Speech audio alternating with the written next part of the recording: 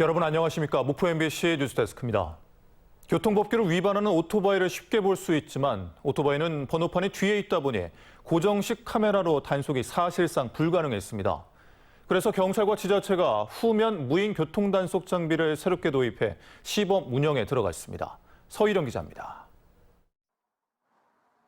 오토바이가 빨간불에도 속도를 줄이지 않고 횡단보도를 그대로 지나칩니다. 또 다른 오토바이는 교통단속 카메라를 피해 우회전한 뒤 중앙선을 침범해 직진합니다. 이 같은 일부 오토바이 운전자들의 무법질주에 차량 운전자들은 항상 불안해하고 있습니다. 오토바이가 옆으로 휙 가버려요. 그러면은 막 가슴이 깜짝깜짝 놀라요. 그리고 아이들도 지나가는데 오토바이들이 너무 신호도 안 지키고. 하지만 오토바이는 번호판이 앞에는 없고 뒤에만 있다 보니 신호를 위반하더라도 교통단속 카메라에 적발되지 않습니다. 이 같은 문제를 해결하기 위해 목포 지역 5개 곳에 후면 무인 교통단속 장비가 시범 도입됐습니다. 오토바이는 이처럼 앞번호판이 없어 단속이 힘들었는데 이젠 뒷번호판을 통해 적발이 가능해졌습니다. 이륜 좌우 교통 무질서 행위도 24시간 상시 단속할 수 있도록 후면 무인 단속 카메라를 목포 관내에 설치하게 되었습니다. 후면 무인 교통 단속 장비는 오토바이 단속이 주 목적이지만 승용차 등의 꼬리물기 단속도 가능합니다. 전남경찰청은 목포에서 후면 무인 교통 단속 장비 시범 운영을 마친 뒤 도내 전 지역에 확대 설치하기로 했습니다. MBC 뉴스 서희령입니다. 목포 신항에 거치된 세월호 선체에는 그동안 전국에서 많은 추모객들이 방문해 참사의 교훈을 되새기고 있습니다. 그런데 해양수산부가 돌연 7월부터 세월호 선체 탐방을 전면 금지하면서 논란이 일고 있습니다. 김진선 기자입니다. 세월호 침몰 3년 만인 지난 2017년 무트로 올라온 세월호 선체는 목포 신항 부두에 거치됐습니다. 304명이 희생된 참사의 현장이자 증거물인 선체에는 참사의 교훈을 되새기려는 사람들의 발길이 이어지고 있습니다. 사전에 신청한 단체들은 유가족들의 안내에 따라 선체 내부 곳곳을 탐방하기도 했습니다.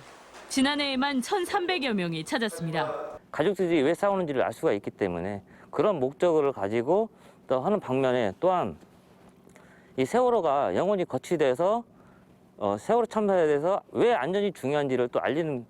그런데 해양수산부가 돌연 7월부터 선체 탐방 등 일반인들의 선체 내부 출입을 금지한다고 세월호 유가족 단체에 통보했습니다. 안전사고 발생 우려가 있고 일반인들의 출입과 탐방을 위한 법적 근거가 없다는 이유를 들었습니다. 안전사고 우려 때문에 선체 내부 출입을 제한하고자 합니다. 일반인들이 출입하고 탐방하기 위한 법적 근거가 전혀 없는 상태입니다. 일부 세월호 단체는 대안 없이 무조건 탐방을 중단하는 것은 세월호 지우기와 다름없다며 반발하고 있습니다.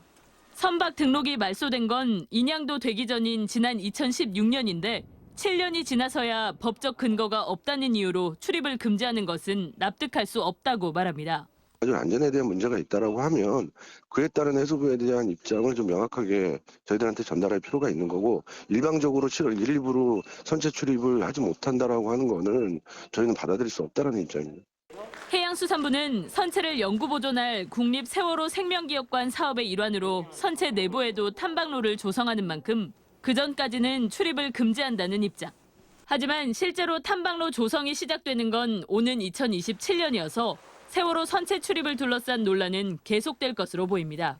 MBC 뉴스 김진선입니다. 이낙연 더불어민주당 전 대표가 광주를 찾아 윤석열 정부를 비판하고 민주당의 혁신을 강조했습니다. 이 전 대표는 오늘 광주 5.18 민주묘지와 망월동 민주열사묘역을 잇따라 참배한 뒤에 윤석열 정부에 폭주를 멈추고 하루빨리 체제를 정비할 것을 요구하고 민주당은 혁신을 통해 국민의 신뢰를 되찾아야 한다고 강조했습니다. 대선 직후 미국에서 1년간 체류한 뒤에 지난달 귀국한 이 전 대표의 행보에는 민주당 이계호 의원 등 친이낙연계 인사들이 함께 본격적인 새 결집을 드러냈습니다. 최근 3년 동안 전남에서 중증 열성 혈소판 증후군 등 진드기를 매개로 한 감염병 환자가 2,984명 발생해 이 가운데 12명이 숨진 것으로 나타났습니다. 전라남도는 농번기철 위험이 더 클 것으로 보고 진드기 기피제 제공 등 예방 활동에 나서는 한편 농작업이나 야외 활동 시 피부 노출에 최소화하는 긴 소매 옷과 토시 등을 착용하고 풀밭에 앉을 때 돗자리를 사용해 달라고 당부했습니다. 영산강 하류에서 신원을 알 수 없는 남성의 시신이 발견돼 경찰이 수사에 나섰습니다. 어제 오전 9시쯤 무안군 일록 영산강 하류에서 60대 이상으로 추정되는 남성의 시신이 인근을 청소하던 미화원에 의해 발견됐습니다. 숨진 남성의 몸에 별다른 외상은 없었다고 밝힌 경찰은 시신 신원 확인에 나서는 한편 부검을 통해 정확한 사망 원인을 규명할 방침입니다. 보이스피싱 등 범죄 조직의 대포 통장을 유통하고 자금을 세탁해준 일당이 무더기로 검거됐습니다. 전남경찰청은 지난 2020년부터 3년여 동안 62개 유령 법인을 설립한 뒤 법인 명의 통장 117개를 범죄 조직에 유통하고 1조 원 규모의 범죄 수익금을 세탁한 혐의로 조직원 18명을 붙잡아 이 가운데 14명을 구속했습니다. 이들은 통장 대여료와 자금 세탁 수수료로 20억 원 상당을 챙긴 것으로 확인됐으며 경찰은 이들에게 명의를 빌려준 50명도 입건했습니다. 목포 김대중 리더십 아카데미 1기 수강생들이 성명을 내고 후쿠시마 원전 오염수 해양 방류를 결사 반대한다고 밝혔습니다.